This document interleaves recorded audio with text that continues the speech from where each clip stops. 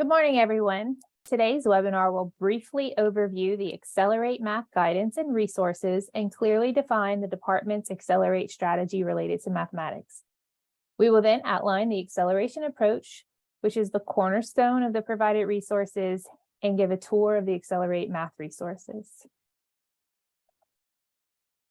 So by the end of this session, you should be able to clearly understand the approach of learning acceleration that we talk about all the time in Louisiana in math, identify high quality materials designed to engage in that approach, review a sample acceleration plan, and reflect on necessary structures to support learning acceleration within your schools.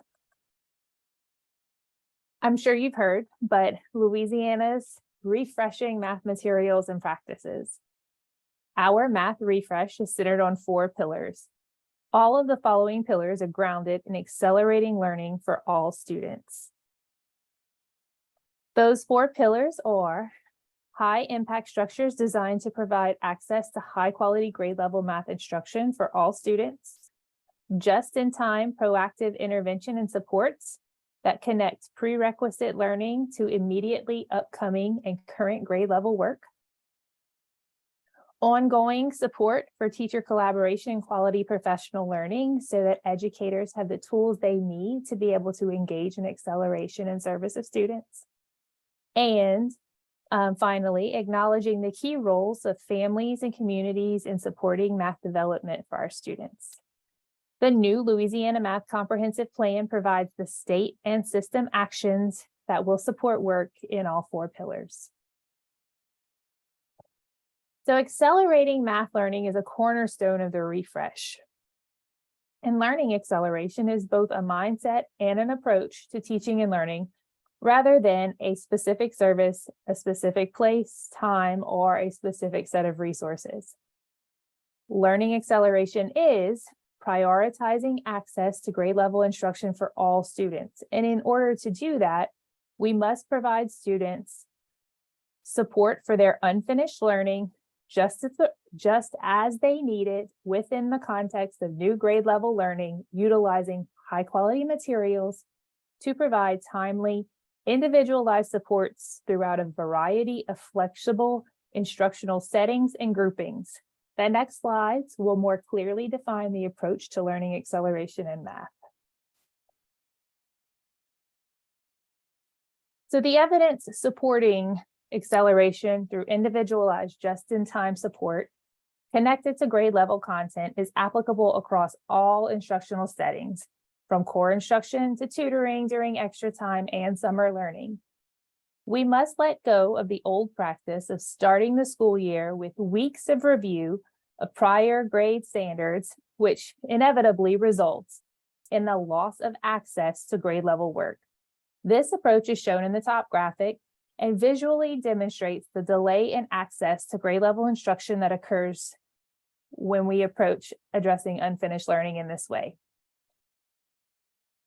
A different approach is pictured in the second graphic. So students with unfinished learning or interruptions to instruction are still able to access most grade level standards without prior review, and missed content can usually be integrated in a minimally invasive way. This means that as we move through the year, teachers build in scaffolds and supports just as they are needed for success in grade level content, as shown in graphic 2. Sometimes those interventions will be at the beginning of a topic or lesson. Sometimes they will be carefully woven into a lesson, building on provided supports within curriculum, and sometimes they'll be the result from observing student understanding. You are accelerating math learning when you plan a scaffolding question, pull a small group to build needed prior grade level skills, or plan a whole class mini lesson because you have data to prove your students need that support in order to move through their grade level content. No matter the reason supports are integrated into lesson, the supports must be of the same quality as the high quality core instruction. So, and as we continue to think about refreshing math in Louisiana, we have to think about shifting that approach. So the focus must be on grade level instruction. We have to think about forward movement instead of focusing on every missed concept or skill that kids don't have. If we think about learning and learning language, we can probably say that everyone on this call does not know every single word in the English language. That doesn't mean that we can't engage in really complex conversations in writing. And when we think about students in math, we can't focus on every single piece of mathematics that they don't have completely mastered. We have to focus on what specific skills they need in order to be able to step into the learning in class today that is at grade level. We also have to think about making sure that all students, including those with differing abilities, have access to high quality grade level learning alongside their peers. We have to make sure that those students who need the extra support are receiving it, but not at a cost of grade level instruction. Finally, we have to make sure that math across all settings uses the acceleration approach in any extra time, whether that be morning time, tutoring time, win time, and that there should be less disconnected computer-based learning or support programs that do not connect to grade level instruction. So on a previous slide, we mentioned the building evidence supporting acceleration as a best practice to address unfinished learning in math. This year at the Teacher Leader Summit, the department, in collaboration with Zearn, released the initial findings from the Louisiana Zearn Impact Study. This study showed the effect on students experiencing acceleration with Zearn. We proved that we can impact our students' performance in Louisiana. So the study analyzed data from 31 parishes across the state with a sample size of 14,000 kids from 4th to 7th grade. The findings from this study show that students who experience learning acceleration through Zearn do score significantly higher than those who do not, made more progress toward mastery, and those who were performing at the lowest achievement levels and engaging in math through Zearn improved more than students at the lowest achievement levels who did not use Zearn. For more information regarding the Zearn Impact Study, please reference the link that's going to be dropped in the chat.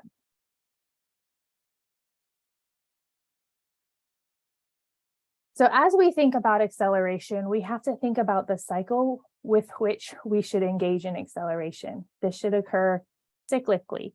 We should not look at big data at the beginning of the year to group students for the whole year for support. Teachers should move through this cycle at the classroom, grade level, and small group level, thinking about what are their students' specific needs, that's diagnosing.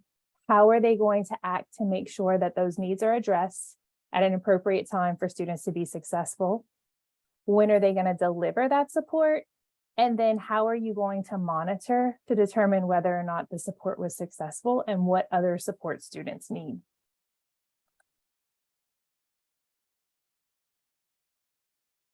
Coming out of the pandemic, there weren't a lot of resources at teachers' fingertips that engaged in that cycle and used the acceleration approach. Back in 2020, the department did release a set of resources called Accelerate Math. The Accelerate Math resources provided tools so that teachers could small-scale screen kids to determine whether they were ready for grade level topics, Google Slides so that teachers could intervene and support students with their unfinished learning, and exit tickets so that teachers could monitor that understanding. Accelerate Math resources are built as just-in-time supports for upcoming classroom content to ensure that kids are ready. Currently available content is designed to align with Eureka Math for grades K through 8 and Illustrative Math for grades 6 through 8. K through 8 materials were released in 2020. High school content for Algebra 1 and Geometry are mapped to Eureka, Springboard, and Illustrative. Coming soon, we will actually map that to a 4th widely implemented curriculum in Louisiana. So to support diverse high school implementations across the state, materials do provide flexibility and are aligned to standards. then mapped to curriculum. We'll review that a little bit more later. As you dive into the Accelerate Math materials, you can see in this 5th grade example that there are acceleration tools, slide presentations, and tutoring exit tickets. Acceleration tools that are highlighted here help teachers target acceleration for students needing extra support before and during grade level work, creating opportunities for on-time support directly connected to that new learning. So in this example, a teacher would administer the screener highlighted here prior to the lessons highlighted here. The screener is on prior grade content so that teachers can make sure that kids have all the prior knowledge they need before getting into grade level work. Here is an example of one of the acceleration tools from our resources. This may look familiar because they were based on the old Eureka remediation tools. They were rebranded as acceleration tools to better fit the intent of the design and have been expanded to now include tools for grades 1 through 8, Algebra 1 and Geometry.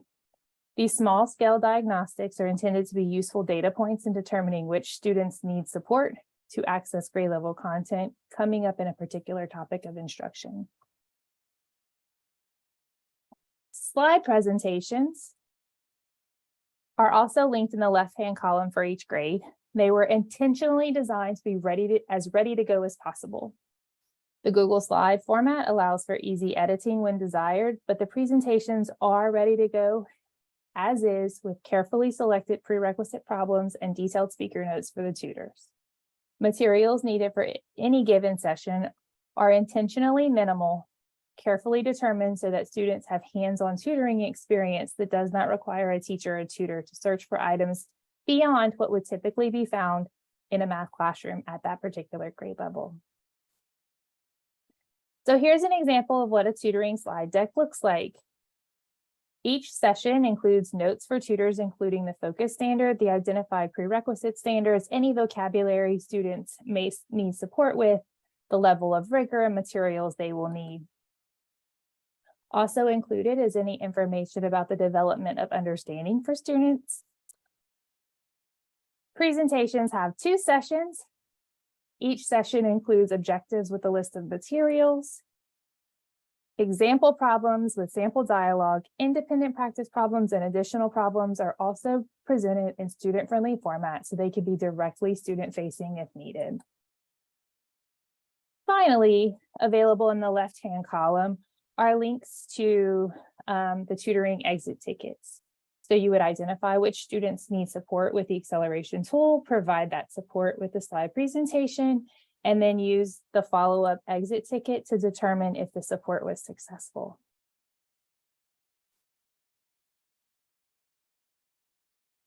Newly released this past spring is our Accelerating Learning in High School guidance. So this particular guidance connects the acceleration strategy to resources that are widely available in classrooms. Accelerate Math is one of those resources, and we mentioned that it is mapped to the most widely implemented curriculums across the state and high school, and we will be adding alignments to Savvis and Vision in the near future. But other materials that are widely implemented across our state are Eureka Math Squared, Equip, and the illustrative math resources. So these resources are also curriculum written resources that serve the same purpose with the same philosophy as our Accelerate Math resources did. Okay, so I am going to pause there and check the chat for any questions about resources that are available.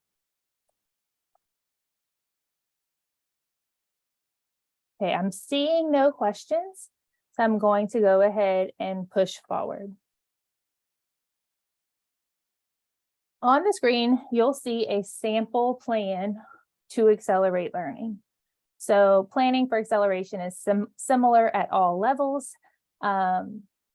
This particular grade level really won't have any impact on our discussion here. The information written in blue is what's being taught during core instruction. So this particular teacher is in module 2, moving into module 3. The teacher's tutoring notes are written in pink. I'd like you to take a few minutes and think about one thing you notice and one thing you wonder.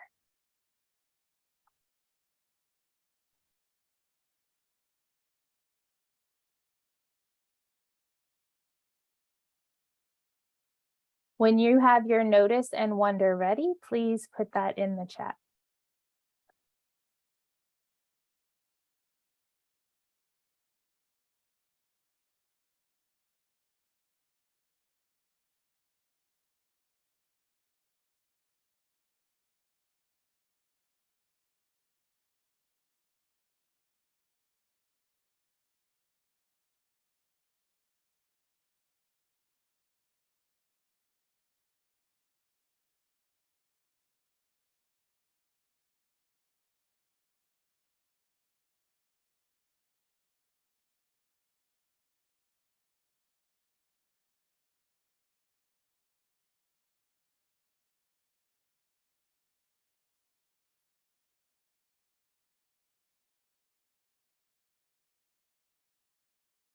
Hey, Ms. Mitchum is sharing that she noticed that the groups are fluid. So exactly, this teacher is planning in response to the data that she collected for specific students' needs, and those needs change as the year moves forward. So if we think about data in the traditional sense, many times we think about that one time per year student data from LEAP, and that tells us a lot, but that data may or may not be as applicable in the middle of the year.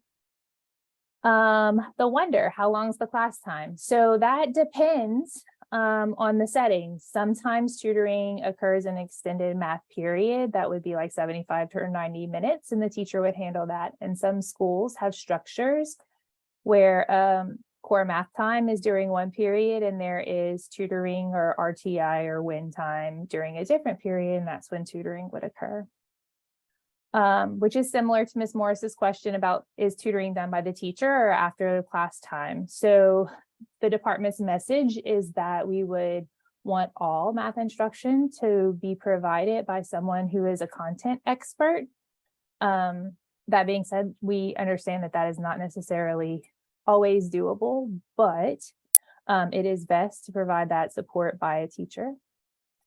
Ms. Gonzalez says, I noticed that the teacher's small groups are made up of different students. I wonder how early she administers the diagnostic. So if I move to the highlights, you can see that she is teaching Module 2, Lesson 5 here, but her diagnostic is for topic CD on this Tuesday, even though she's going into teaching topic A. So this is going to give her the opportunity to screen on that prior knowledge skill and plan those flexible groups plenty ahead of when she begins teaching in Module C here. And you can see that's the next highlight.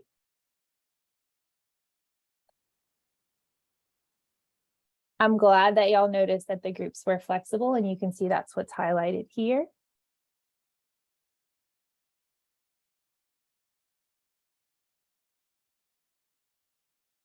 And so Ms. Campbell has a wonder about, let me see if I can follow this. On week 9, the topic for a small group focuses on topic E. So she's prepping for topic E here. So I see your question now. This particular teacher screened the topic E assessment here so that she could intervene while she was teaching topic C and D, so that those students would be prepared to engage with the topic E content. And that would be why that's so far ahead. Remember that all of these screeners are on prior knowledge skills, so they'll support students' prior knowledge and build students' prior knowledge right before they need that prior knowledge in class. It is important to to note that this cycle should be continuous and ongoing. And I think that you can see that in this example, that the teacher continually administers a diagnostic, plans to support before the content's needed in class, and then acts on that content.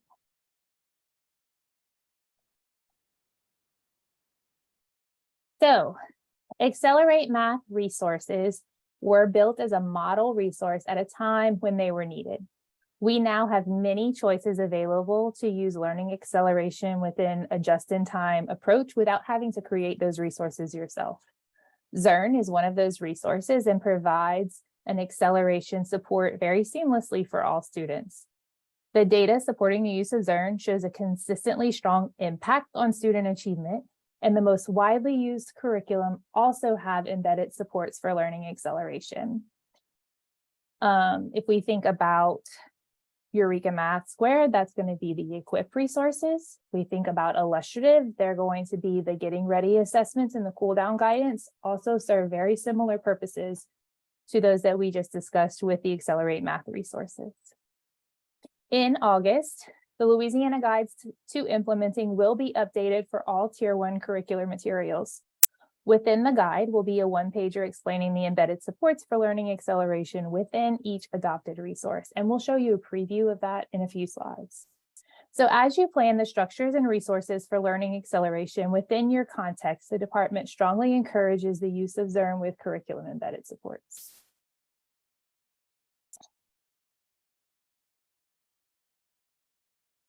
Okay, pictured here is a sample of that acceleration support within the Louisiana Guides to Implementing. So this is the page for Eureka Math Squared Algebra 1 Louisiana Guide to Implementing. This is where curriculum-specific embedded supports will be called out, and these documents will be released in August.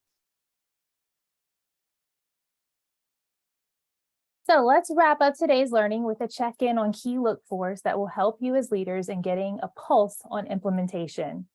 So as leaders, you should plan for time and staff support for learning acceleration now. Many of you already have chosen and are implementing a high-quality curriculum. Make plans for integrating Zearn into your routines and expectations. Celebrate teachers and students who meet the 3 grade level lesson per week goal. And finally, support practices that allow teachers to collaboratively plan for learning acceleration so that students receive cohesive, effective instruction.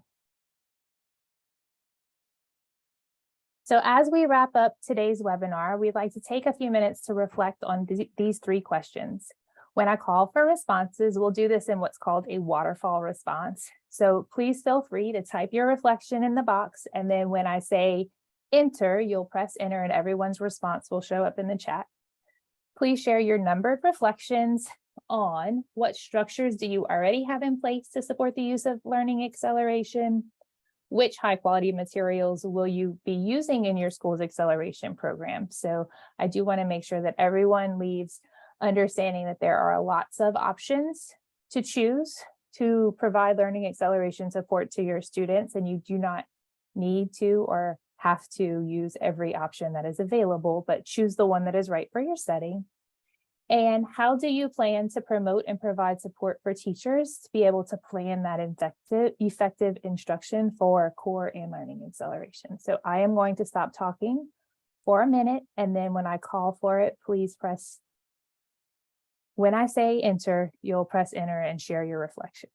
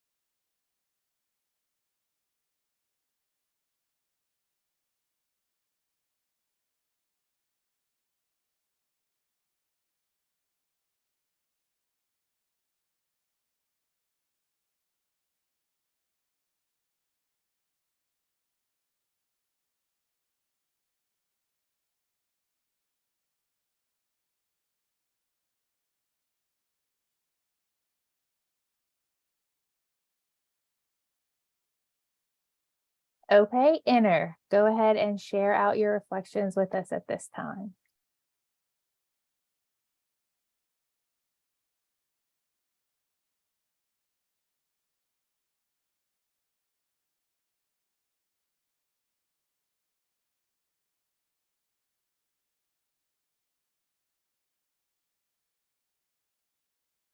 I love the reflections. Ms. Morris, thanks for thinking about providing professional learning for your teachers so that they can do this. I have yet to encounter teachers that don't believe in this work, but making this doable depends on the resources available and the time provided to be able to plan. Mr. Sims, PLCs absolutely collaboratively allow your teachers to be able to provide support to students. Miss Mitchum, try to make Zearn time fun and not stressful for teachers. I love that also.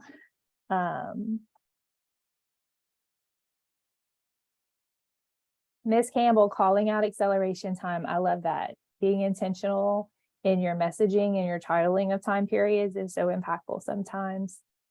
And weekly collaborative planning is powerful. So at this time, I am going to end the recording, and then I will take time to answer any questions if you have questions. So if you have questions, you are welcome to throw them in the chat or come off mute, and we can take those questions and answer them for you right now.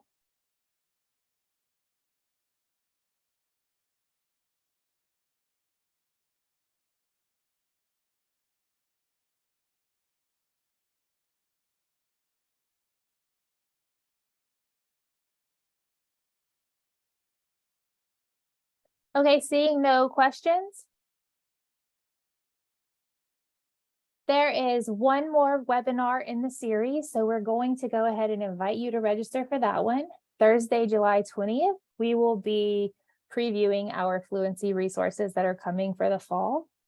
In the meantime, all recordings and slide presentations are posted to the summer webinar series document, or they will be posted shortly.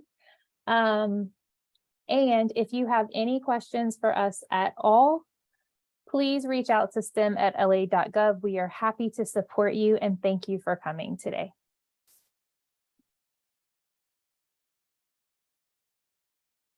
We will hang around for a few minutes. So if you have any additional questions, we're here to answer your questions and discuss anything with you. But other than that, we appreciate you spending a little bit of time with us today.